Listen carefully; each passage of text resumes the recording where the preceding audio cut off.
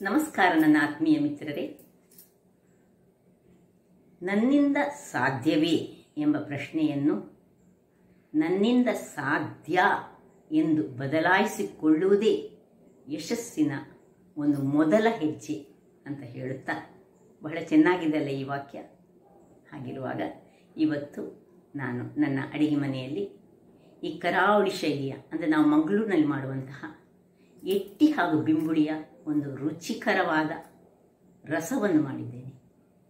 ಹಾಗಾದರೆ ಈ ರಸವನ್ನು ಹೇಗೆ ಮಾಡುವುದು ಎಂದು ನೋಡುವ ಮೊದಲು ಯಾರೆಲ್ಲ ನನ್ನ ಚಾನಲನ್ನು ನೋಡ್ತಿದ್ದೀರಿ, ಯಾರೆಲ್ಲ ಇನ್ನೂ ಸಬ್ಸ್ಕ್ರೈಬ್ ಮಾಡಿಲ್ಲ, ದಯವಿಟ್ಟು ಸಬ್ಸ್ಕ್ರೈಬ್ ಮಾಡಿ ಸಪೋರ್ಟ್ ಮಾಡಿ ಅಂತ ಹೇಳುತ್ತಾ ಬನ್ನಿ ಅಡಿಗೆ ಮನೆಗೆ ಹೋಗೋಣ. ನಮಸ್ತೆ ಮಿತ್ರರೇ.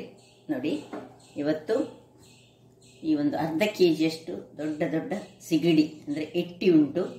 ಇದರಿಂದ ಈ ಬಿಂಬುಳಿಯನ್ನು ಹಾಕಿ, ನೋಡಿ ನಮ್ಮ ತುಳುನಾಡು ಸ್ಟೈಲ್ನ ಬಿಂಬುಳಿಯನ್ನು ಹಾಕಿ ಒಂದು ಚೆನ್ನಾದ ಬಹಳ ರುಚಿಕರವಾದ ಒಂದು ಗ್ರೇವಿಯನ್ನು ಮಾಡೋಣ. ರಸ ಅಂತ ಹೇಳ್ತೇವೆ, ಎಟ್ಟಿದ ರಸ, ಎಟ್ಟಿಲ್ಲ ಬಿಂಬುಳಿಲ್ಲ ಪಾಡ್ದ ರಸ ಅಂತ ಹೇಳ್ತೇವೆ ನಾವು. ಇದು ನಮ್ಮದು ಹಿರಿಯರದ್ದು ಒಂದು ರೆಸಿಪಿ, ಓಲ್ಡ್ ಟ್ರೆಡಿಷನಲ್ ರೆಸಿಪಿ. ಅದೇ ರೀತಿಯಲ್ಲಿ ಈಗ ನಾನು ಮಾಡ್ತಿದ್ದೇನೆ. ಇದಕ್ಕೆ ಏನು ನಾನು ಗರಂ ಮಸಾಲೆಗಳನ್ನೆಲ್ಲ ಏನು ಯೂಸ್ ಮಾಡೋದಿಲ್ಲ. ಹೆಚ್ಚಾಗಿ ಕೆಲವರು ಎಟ್ಟಿ ಪದಾರ್ಥ ಮಾಡುವಾಗ ಸ್ವಲ್ಪ ಗರಂ ಮಸಾಲೆ ಹಾಕ್ತಾರೆ, ನಾನು ಮಾಡದೆ ಟ್ರೆಡಿಷನಲ್ ಶೈಲಿಯಲ್ಲಿ ಮಾಡ್ತಿದ್ದೇನೆ. ಈಗ ಇಲ್ಲಿ ನೋಡಿ 8 ರಿಂದ 10, ನಿಮಗೆ ಸ್ವಲ್ಪ ಖಾರ ಹೆಚ್ಚಾದರೆ 10 ಬ್ಯಾಡಿಗೆ ಮೆಣಸು, 2 ಊರಿನ ಮೆಣಸು, 10 ಬ್ಯಾಡಿಗೆ ಮೆಣಸು ಮತ್ತೆ 3 ಬೇಕಿದ್ರೆ ಇದು ರೌಂಡ್ ಊರಿನ ಮೆಣಸು ತೆಗೆದುಕೊಳ್ಬಹುದು. 2 ಚಮಚದಷ್ಟು ಕೊತ್ತಂಬರಿ ಬೀಜ, 1 ಚಮಚದಷ್ಟು ಜೀರಿಗೆ, ಅರ್ಧ ಚಮಚದಷ್ಟು ಓಮ ಬೇಕು ನಮಗೆ. ಓಮ ಸ್ವಲ್ಪ ಬೇಕು ನಮಗೆ, ಯಾಕಂದರೆ ಸಿಗಡಿ ಸ್ವಲ್ಪ ಒಂದು ಹೊಟ್ಟೆ ಕೆಲವರಿಗೆಲ್ಲ ಅದರಲ್ಲಿ ಸ್ವಲ್ಪ ಪ್ರಾಬ್ಲಮ್ ಬರ್ತದಂತೆ. ಹಾಗಿರುವಾಗ ಓಮ ಇದ್ದರೆ ಬಹಳ ಉತ್ತಮ.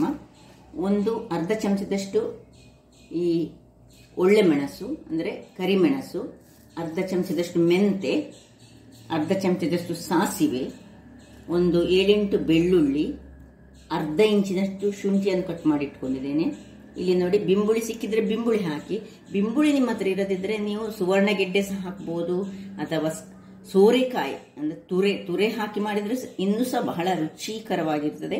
ಇದರಲ್ಲಿ ಸಹ ಈ ಒಂದು ಬಿಂಬುಳಿ ಹಾಕುವಾಗ ಮತ್ತೆ ಟೊಮ್ಯಾಟೊ ಮಾತ್ರ ನೀವು ಯಾವುದು ಊರಿನ ಟೊಮ್ಯಾಟೊ ಎಲ್ಲ ಹಾಕಬಾರ್ದು.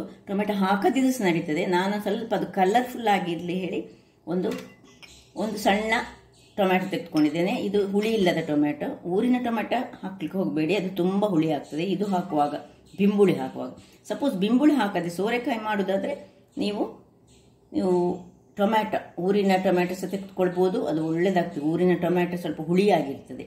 ಇನ್ನು 1 ದೊಡ್ಡ ನೀರುಳ್ಳಿಯನ್ನು ಕಟ್ ಮಾಡಿ ಇಟ್ಕೊಂಡಿದ್ದೇನೆ. ನೋಡಿ, ಇಲ್ಲಿ 1 ತೆಂಗಿನಕಾಯಿಯಲ್ಲಿ ಇಷ್ಟು ಭಾಗ ನಾನೀಗ ಇದರದ್ದು ಹಾಲು ತೆಗೆದು ತರ್ತೇನೆ. 4 ಚಮಚಗಳಷ್ಟು ನಾನೀಗ ಯಾವುದೆಲ್ಲ ಮಸಾಲೆ ಫ್ರೈ ಮಾಡುವಾಗ ಅದಕ್ಕೆ ಸೇರಿಸಲಿಕ್ಕೆ ಇಟ್ಟುಕೊಂಡಿದ್ದೇನೆ. ಕರಿಬೇವಿನ ಸೊಪ್ಪು, ಬೇಕಿದ್ದರೆ ಕೊತ್ತಂಬರಿ ಸೊಪ್ಪು ಸಹ ಯೂಸ್ ಮಾಡ್ಬೋದು, ಮತ್ತು ಹಳದಿಯ ಪುಡಿ ಅಂದರೆ ಟರ್ಮರಿಕ್ ಪುಡಿ. ಹಾಗಾದರೆ ಮೊದಲಿಗೆ ಈ ಮೀನನ್ನು ನಾನು ಕ್ಲೀನ್ ಮಾಡಿ ತರ್ತೇನೆ.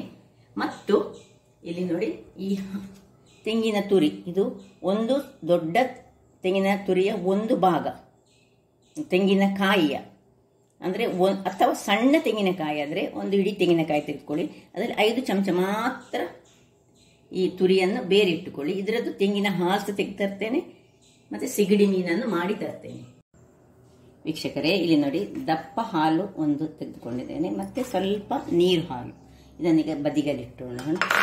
ಇನ್ನು ಇಲ್ಲಿ ನೋಡಿ, ಇದನ್ನು ಚೆನ್ನಾಗಿ ನಾನು ಕ್ಲೀನ್ ಮಾಡಿ ಅದರ ಮೇಲಿರುವ, ನಿಮಗೆ ನಾನು ಮುಂಚೆ ನನ್ನ ವಿಡಿಯೋದಲ್ಲಿ ತೋರಿಸಿದೆ ನೋಡಿ, ಹೀಗೆ ಇದು ಇಲ್ಲಿ ಕಪ್ ಇರ್ತದಲ್ಲ, ಇದನ್ನು ನಡುವುದನ್ನೆಲ್ಲ ತೆಗೆದುಕೊಂಡಿದ್ದೇನೆ. ನೋಡಿ, 1 ಬೇಕಿದ್ರೆ ಇಟ್ಟುಕೊಂಡಿದ್ದೇನೆ ನಾನು ನಿಮಗೆ ತೋರಿಸಲಿಕ್ಕೆ ಹೇಳಿ. ಹೀಗೆ ಮಾಡುವಾಗ ಈ ಬಿಳಿ ಎಟ್ಟಿಯಲ್ಲಿ ಅಷ್ಟೊಂದು ಕಪ್ಪಿದೆ ಇರೋದು ನೋಡಿ. ಈ ಥರದ ಕಪ್ಪನ್ನು ಅದು ತೆಗೆದುಕೊಳ್ಳೇಬೇಕು, ಇಲ್ಲದಿದ್ದರೆ ನಮಗೆ ಹೊಟ್ಟೆ ಹಾಳಾಗುವ ಚಾನ್ಸಸ್ ಇರ್ತದೆ. ನೋಡಿ, ಈ ರೀತಿ ಕಪ್ಪು, ಇದನ್ನು ಹೀಗೆ ಓಪನ್ ಮಾಡಿದ ಕೂಡಲೇ ಅದು ಬರ್ತದೆ. ಅಂಥದ್ದನ್ನು ನಾವು ಯಾವಾಗಲೂ ತೆಗೆದುಕೊಂಡು ಕ್ಲೀನ್ ಮಾಡಿಯೇ ಇಡಬೇಕು. ಈಗ ನಾನೊಂದು ಬಾಣಲೆಯನ್ನಿಟ್ಟು ಈಗ ಮಸಾಲೆ ಪ್ರಿಪೇರ್ ಮಾಡ್ತೇನೆ. ಮಸಾಲೆ ವೆರಿ ಇಂಪಾರ್ಟೆಂಟ್. ಮೊದಲಿಗೆ 1 ಚಮಚದಷ್ಟು ಎಣ್ಣೆಯನ್ನು ಹಾಕೊಳ್ಳೋಣ. ಆ ಎಣ್ಣೆಯಲ್ಲಿ ನಾವು ಈ ಮೆಣಸು ನಿಮಗೆ ಎಷ್ಟು ಮೆಣಸು ಬೇಕು ಅಂದರೆ ಈಗ ಅರ್ಧ ಕೆಜಿಗೆ ಎಷ್ಟು ಸಾಕು ಮೆಣಸನ್ನು ಚೆನ್ನಾಗಿ ಹುರಿಯೋಣ. ಮೆಣಸು ಸ್ವಲ್ಪ ಹುರಿಯುವಾಗ ಎಣ್ಣೆಯಲ್ಲಿ ಹುರಿಬೇಕು. ಸ್ವಲ್ಪ 2 ಸ್ಪೂನ್ನಷ್ಟು ಕೊತ್ತಂಬರಿಯ ಬೀಜ, ಮತ್ತು ಇಲ್ಲಿ ಶುಂಠಿ ಮತ್ತು ಬೆಳ್ಳುಳ್ಳಿ ಬೇಡ, ಈಗ ಸಾಸಿವೆ, ಜೀರಾ, ಒಳ್ಳೆಮೆಣಸು, ಮೆಂತೆ ಹಾಗೂ ಓಮ ಎಲ್ಲವನ್ನು ಸಹ ಒಟ್ಟಿಗೆ ಹಾಕೊಳ್ತಿದ್ದೇನೆ. ನಿಧಾನಕ್ಕೆ ಇದನ್ನು ನಾವು ಫ್ರೈ ಮಾಡೋದ್ರಲ್ಲಿ ಇರುವುದು, ಜೋರಾಗಬಾರ್ದು. ಕರಟಿದ್ರೆ ನಮ್ಮದು ಇದು ಹೋಯ್ತು. ಇದು ಬೆಳ್ಳುಳ್ಳಿ ಸಹ ಬಿತ್ತು, ಇದನ್ನು ನಾನು ತೆಗೆದುಕೊಳ್ತೇನೆ ಮಾಡುವಾಗ. ಮತ್ತೆ ಕೊನೆಗೆ ಬೆಳ್ಳುಳ್ಳಿ ಹಾಕೊಳ್ಳೋಣ.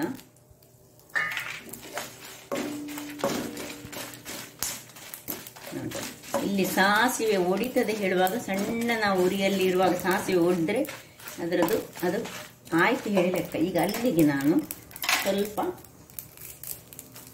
ಕರಿಬೇವಿನ ಸೊಪ್ಪನ್ನು ಹಾಕೊಳ್ತಿದ್ದೇನೆ. ಇನ್ನು ಸ್ವಲ್ಪವೇ ಸ್ವಲ್ಪ ಹಳದಿಯನ್ನು ಇದಕ್ಕೆ ಹಾಕೊಳ್ಳೋಣ. ಹಳದಿ ಹಾಕಿ ಕೂಡಲೇ ನಾವು 5 ಚಮಚದಷ್ಟು ಈ ತೆಂಗಿನ ತುರಿ ಇಟ್ಟುಕೊಂಡಿದ್ದೇವಲ್ಲ, ಸಣ್ಣ ಚಮಚದಲ್ಲಿ ಟೀ ಸ್ಪೂನ್ ಇಷ್ಟನ್ನು ಮಾತ್ರ ಹಾಕೊಂಡು ಸಣ್ಣದಾಗಿ ಸ್ವಲ್ಪ ಫ್ರೈ ಮಾಡ್ಕೊಳ್ಳೋಣ.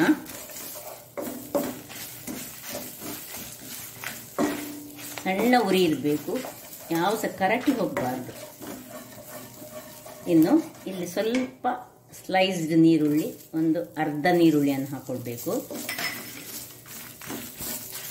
ಇದನ್ನು ಇದರೊಟ್ಟಿಗೆ, ಅದು ತುಂಬ ಫ್ರೈ ಆಗೋದು ಬೇಡ, ಸ್ವಲ್ಪ ಅದರೊಟ್ಟಿಗೆ ಬಾಡಿದ್ರೆ ಆಯಿತು.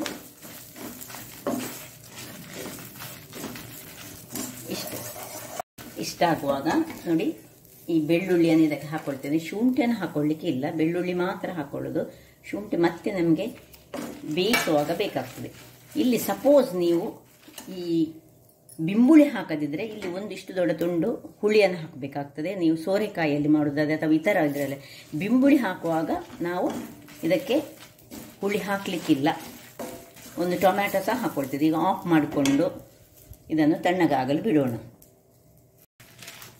ಇದು ತಣ್ಣಗಾಗ್ತಾ ಇರುವಾಗ ಇಲ್ಲಿ ನೋಡಿ, ನಾನೊಂದು ಮಣ್ಣಿನ ಮಡಿಕೆಯನ್ನು ಇಟ್ಕೊಂಡಿದ್ದೇನೆ. ಇದರಲ್ಲಿ ಈಗ ನಾವು ಅದು ಬಿಸಿ ಆಗಬೇಕು. ಬಿಸಿ ಆಗುವಾಗ ಒಂದು 2-3 ಚಮಚದಷ್ಟು ನಾನು ತೆಂಗಿನ ಎಣ್ಣೆಯನ್ನು ಹಾಕೊಳ್ತಿದ್ದೇನೆ. ತೆಂಗಿನ ಎಣ್ಣೆ ಇಂಪಾರ್ಟೆಂಟ್ ಇಲ್ಲಿ. ತೆಂಗಿನ ಎಣ್ಣೆಯನ್ನು ಹಾಕೊಂಡು ನೋಡಿ, ಇಲ್ಲಿ ಅರ್ಧ ನೀರುಳ್ಳಿಯಲ್ಲಿ ಸ್ವಲ್ಪ ನೀರುಳ್ಳಿ ಆಗ ಅದಕ್ಕೆ ಹಾಕಿದ್ದೇನೆ. ಒಂದು ನೀರುಳ್ಳಿಯಲ್ಲಿ ಅರ್ಧ ನೀರುಳ್ಳಿ ನಾನು ಮಸಾಲೆಗೆ ಹಾಕಿದ್ದೇನೆ. ಇನ್ನು ಅರ್ಧ ನೀರುಳ್ಳಿಯನ್ನು ಇದಕ್ಕೆ ಹಾಕೊಳ್ತಿದ್ದೇನೆ. ಹಾಕೊಂಡು ಸ್ವಲ್ಪ ಬಿಸಿ ಆಗುವಾಗ, ಅದೇನು ತುಂಬ ಇದಾಗಬೇಕಂತಿಲ್ಲ, ಸ್ವಲ್ಪ ಬಿಸಿ ಆಗುವಾಗ ಸ್ವಲ್ಪ ಕರಿಬೇವಿನ ಸೊಪ್ಪನ್ನು ಹಾಕೊಳ್ಳೋಣ.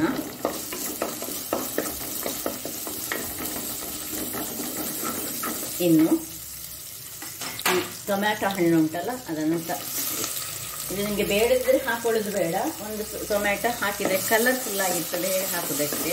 ಇದೇನು ಹುಳಿ ಇರುವುದಿಲ್ಲ. ನಾವು ಬಿಂಬುಳಿಯಿಂದ ಮಾಡೋದಾದ್ರೆ, ಸಪೋಸ್ ನೀವು ಬೇರೆ ಯಾವುದರಿಂದ ಮಾಡೋದಾದ್ರೆ 2-3 ಟೊಮ್ಯಾಟೊ ಹಾಕಬೇಕಾಗ್ತದೆ.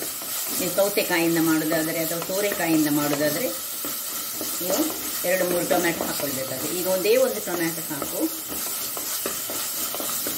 ಇದು ಸ್ವಲ್ಪ ಬಾಡಬೇಕು ವೀಕ್ಷಕರೇ. ಇದಿಷ್ಟು ಬಾಡುವಾಗ ಇಲ್ಲಿ ನೋಡಿ, ಇಲ್ಲಿ ಈ ಒಂದು ಕಟ್ ಮಾಡಿದಂತಹ ಬಿಂಬುಳಿ ಪೀಸನ್ನು ಹಾಕೊಳ್ತಿದ್ದೇನೆ ನಾನು. ಬಿಂಬುಳಿ ಒಂದು 10 ಬಿಂಬುಳಿ ಬೇಕಾಗ್ತದೆ.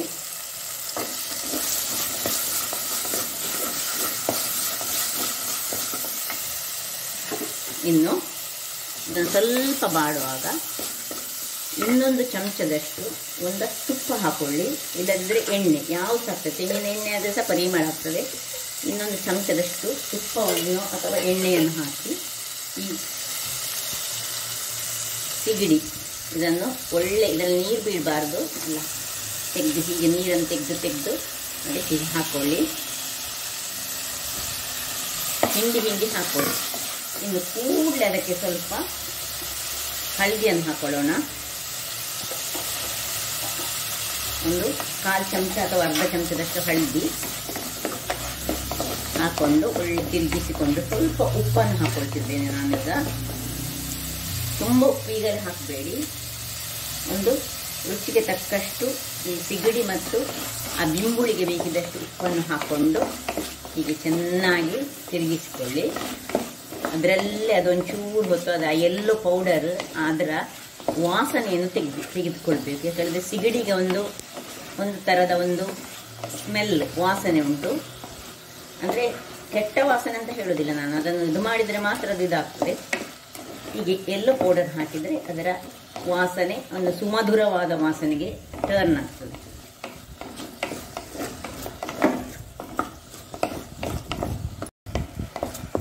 ನೋಡಿ ಹೀಗೆ ನಾನು ತಿರುಗಿಸ್ತಾ ಇದ್ದೇನೆ. ಈಗ ಸಪೋಸ್ ನೀವು ನಿಮ್ಮ ಹತ್ರ ಶುಂಠಿಯ ಬದಲು ಶುಂಠಿ ಬೆಳ್ಳುಳ್ಳಿಯ ಪೇಸ್ಟ್ ಮಾಡೋದಾದರೆ ಇದರ ಮೊದಲು ಯಾವಾಗ ನಾನು ನೀರುಳ್ಳಿ ಹಾಕಿದ್ದೇನೆ ನೋಡಿ ಆಗಲೇ ನೀವು ಶುಂಠಿ ಬೆಳ್ಳುಳ್ಳಿಯ ಪೇಸ್ಟ್ ಹಾಕಬೇಕು. ಈಗ ನಾನು ಕತ್ತರಿಸಿದ ಶುಂಠಿಯನ್ನು ಈ ಹೊತ್ತಿನಲ್ಲಿ ಇದಕ್ಕೆ ಹಾಕ್ಕೊಳ್ತಿದ್ದೇನೆ. ಬೆಳ್ಳುಳ್ಳಿಯನ್ನು ನಾನು ಮಸಾಲೆಗೆ ಹಾಕ್ಕೊಂಡಿದ್ದೇನೆ. ಅದು ಸಪೋಸ್ ನೀವು ಶುಂಠಿ ಬೆಳ್ಳುಳ್ಳಿಯ ಪೇಸ್ಟ್ ಹಾಕೋದಾದರೆ ಇಲ್ಲಿ ನೀರುಳ್ಳಿಯನ್ನು ನಾವು ಯಾವಾಗ ತೆಂಗಿನ ಎಣ್ಣೆಯಲ್ಲಿ ಫ್ರೈ ಮಾಡಿದ್ದೇವೆ ಆಗಲೇ ಅದನ್ನು ಹಾಕ್ಕೊಂಡು ಅದನ್ನು ಒಳ್ಳೆ ಫ್ರೈ ಮಾಡಿಕೊಳ್ಬೇಕು ಎಣ್ಣೆಯಲ್ಲಿ. ಆಗ ಅದಕ್ಕೊಂದು ಪರಿಮಳ ಬಿಟ್ಟುಕೊಳ್ತದೆ. ಇಲ್ಲಿ ನೋಡಿ ಹೀಗೆ ನೋಡಿ ಅದರಲ್ಲೇ ಬಿಂಬುಳಿಯ ನೀರು ಸಹ ಬಂತು. ಈಗ ನಾನು ಇದಕ್ಕೆ ಸ್ವಲ್ಪವೇ ಸ್ವಲ್ಪ ನೋಡಿ ಒಂದು ಅರ್ಧ ಲೋಟದಷ್ಟು ಸಹ ಬೇಡ, 1/4 ಲೋಟ ಇದು ಬೇಯಲಿಕ್ಕೆ ಒಂದು ಅರ್ಧ ಗ್ಲಾಸ್ನಷ್ಟು ನೀರನ್ನು ಹಾಕೊಂಡೆ.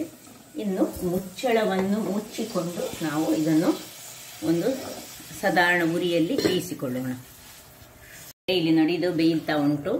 ಇಲ್ಲಿ ನಾನು ಈ ಮಸಾಲೆಯನ್ನು ಈಗ ಚೆನ್ನಾಗಿ ಒಂದು ಒಳ್ಳೆ ಫೈನಾಗಿ ಬರಬೇಕಿದು ಪೇಸ್ಟ್. ಹೇಳಿದರೆ ಹೇಗೆ ಇರಬೇಕು ಹೇಳಿದರೆ ನಾನು ಬೇಕಿದ್ರೆ ಕತ್ತರಿಸಿಕೊಂಡು ಹೀಗೆ ಹಾಕೊಳ್ಳೋಣ. ಆಗ ಒಳ್ಳೆ ಗ್ರೈಂಡ್ ಆಗಲಿಕ್ಕೆ ಬಹಳ ಸುಲಭ ಆಗ್ತದೆ.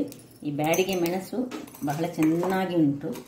ಒಮ್ಮೆ ಬರುವ ಬ್ಯಾಡಿಗೆ ಮೆಣಸು, ಆ ಬ್ಯಾಡಿಗೆ ಮೆಣಸಿನಿಂದಲೇ ನಮ್ಮ ಒಂದು ಗ್ರೇವಿಗೆ ಒಂದು ಟೇಸ್ಟ್ ಬರುವುದು. ಬಹಳ ಕಲರ್ಫುಲ್ಲಾಗಿ ಬರ್ತದೆ.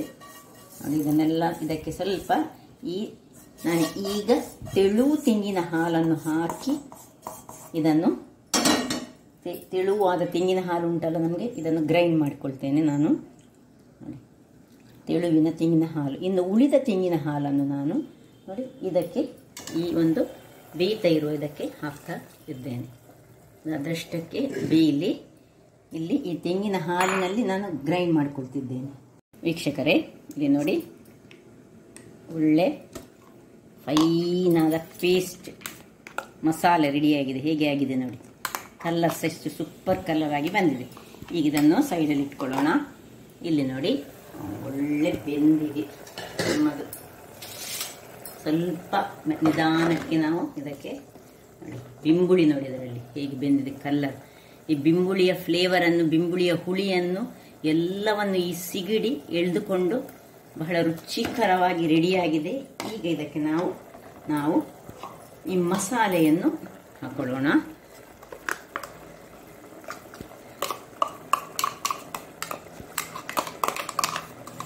ಈಗ ಮಸಾಲೆಗೆ ನೀರು ಸೇರಿಸುವ ಬದಲು ಸಪೋಸ್ ನಿಮ್ಮ ಹತ್ರ ತೆಂಗಿನ ನೀರು ನೀವು ತೊಳೆದುಕೊಂಡದ್ದು ಇಟ್ಟದ್ದು 2ನೇ ನೀರು ಇರ್ತದೆ, ತೆಳು ನೀರಿದ್ದರೆ ಅದನ್ನು ಈ ಹೊತ್ತಿನಲ್ಲಿ ಸ್ವಲ್ಪ ಬೇಕಿದ್ರೆ ಇದಕ್ಕೆ ಸೇರಿಸಿಕೊಂಡು ಹಾಕ್ಬೋದು.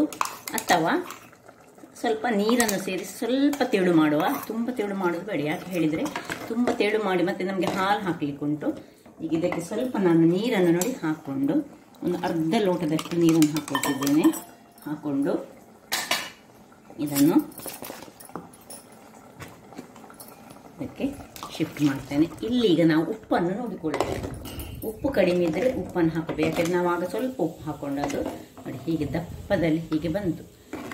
ಇದನ್ನೀಗ ನಾವು ಕುದಿಲಿಕ್ಕೆ ಬಿಡಲಿಕ್ಕೆ ಉಂಟು. ಇನ್ನೂ ಸಹ ಒಂದು ಚೂರು ನೀರು ಹಾಕ್ಕೊಳ್ತಿದ್ದೇನೆ ನಾನು. ಯಾಕೆ ಹೇಳಿದರೆ ನನಗೆ ಚೂರು ದಪ್ಪ ಕಾಣ್ತಾ ಉಂಟು.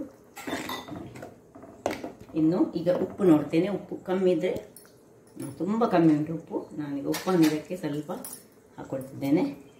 ಎಷ್ಟು ಉಪ್ಪು ಬೇಕು, ಉಪ್ಪು ನಿಮ್ಮ ರುಚಿಗೆ ತಕ್ಕಷ್ಟು ಉಪ್ಪು, ಅದರಿಂದಾಗಿ ನೋಡಿಕೊಂಡು ಹಾಕ್ಕೊಳ್ಳಿ ಉಪ್ಪನ್ನು.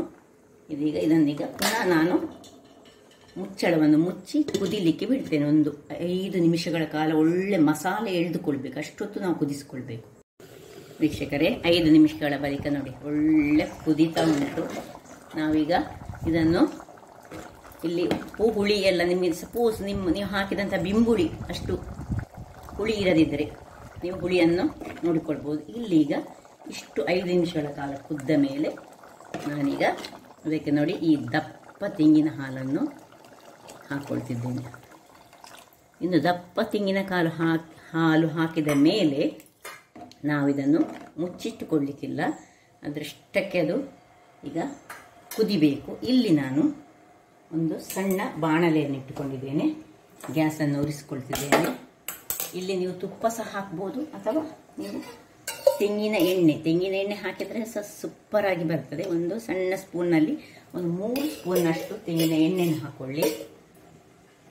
ಸ್ವಲ್ಪ ಹೆಚ್ಚಾದರೂ ಏನು ತೊಂದರೆ ಇಲ್ಲ, ಅದು ಬಿಸಿ ಆಗಬೇಕು. ಬಿಸಿ ಆಗುವಾಗ ನೋಡಿ ಈ ಹೆಚ್ಚಿಟ್ಟ ನಾನು ಇನ್ನೊಂದು ನೀರುಳ್ಳಿ, ಒಟ್ಟು 2 ದೊಡ್ಡ ಸಣ್ಣ ಹದಾದ ನೀರುಳ್ಳಿಯನ್ನು ತೆಗೆದುಕೊಂಡಿದ್ದೇನೆ. ಒಂದು ನೀರುಳ್ಳಿಯನ್ನು ನಾನು ಅಲ್ಲಿ ಆಗ ಬೇಯುವಾಗ ಹಾಕಿದ್ದೇನೆ. ಈಗ ಇದನ್ನು ಇದಕ್ಕೆ ಹಾಕೊಳ್ತಿದ್ದೇನೆ. ಸ್ವಲ್ಪ ಅದನ್ನು ಚೆನ್ನಾಗಿ ತಿರುಗಿಸಿಕೊಳ್ಳೋಣ.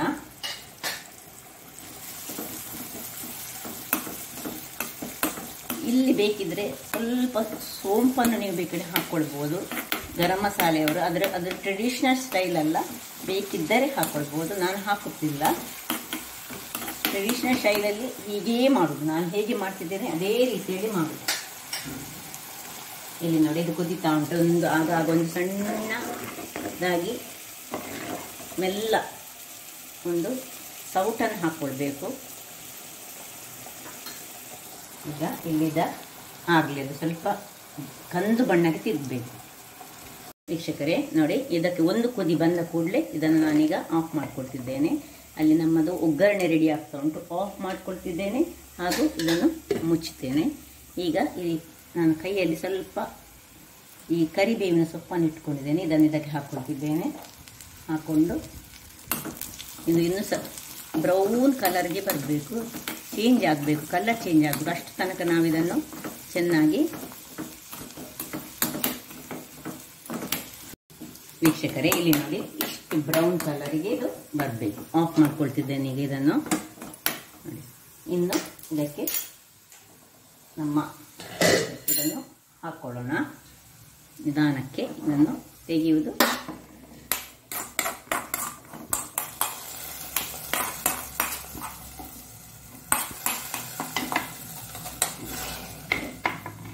ರೆಡಿ ಆಯಿತು ನಮ್ಮದು ಬಿಂಬುಳಿ ಹಾಗೂ